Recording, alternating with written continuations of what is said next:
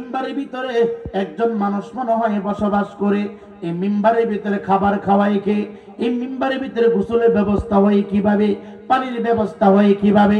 এ যুবক, আল্লাহর পয়গম্বর হযরতে সুলাইমান নবী তাকায় দেখে রে, এই মতির গম্বুজ মুবারকের ভিতরে আল্লাহর একজন বান্দা সিজদায় পয়রা আল্লাহর নামের জিকির করতেছে, আল্লাহর নামের জিকির করতেছে।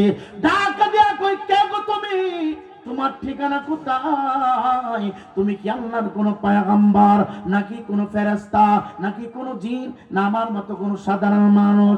উনি কতক্ষণ কথা বলে না, উত্তর দেয় না, প্রশ্নের কোনো জবাব দেয় না। ডাক দে, বলে তুমি কে? যদি আল্লাহর পয়গম্বর হয়ে থাকো রে, আমার সাথে কথা বলো। আর যদি ফেরেশতা হয়ে থাকো, আমার সাথে কথা বলো।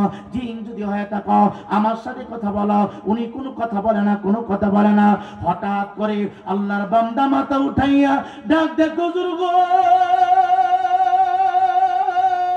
আমি আল্লাহর কোন পয়গম্বর না, আমি কোন ফেরেশতা না, আমি কোন জিন না, আমি আব্দুল্লাহ, আল্লাহর একজন সাধারণ বান্দা। আমি আল্লাহর বান্দা এই মতির গম্বুজ মুবারকের ভিতরে সিজদা দিয়া আল্লাহর নামের জিকির করতেছি, আল্লাহর নামের জিকির করতেছি। ডাক দেব না, তুমি কোন সাধারণ মানুষ হইতে পারো না।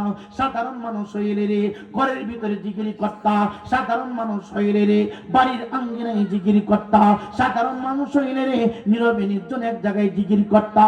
নদীর ভিতরে, লোহিত সাগরের মাঝখানে গম্বুজ মুবারকের ভিতরে দরজা নাই, জানালা নাই, ছিদ্র নাই, আলো নাই, বাতাস নাই, এটার ভিতরে তুমি কেমনে ঢুকলা? কিভাবে তুমি জিকির করো? এই কেন এই অবস্থা হয়েছে? কিভাবে তুমি কোন কারণে এসেছ? ডাক দিয়ে কই, হুজুর তাহলে শুনুন, আমি দুনিয়ার জমিনে আমি আমার আব্বা আম্মাকে বড় ভালোবাসতাম, আমি আমার মা বাবার বড় সেবা করতাম, মা বাবার বড় খেদমত করতাম। চিৎকার দেখি আল্লাহু আকবার বলা যাবে না?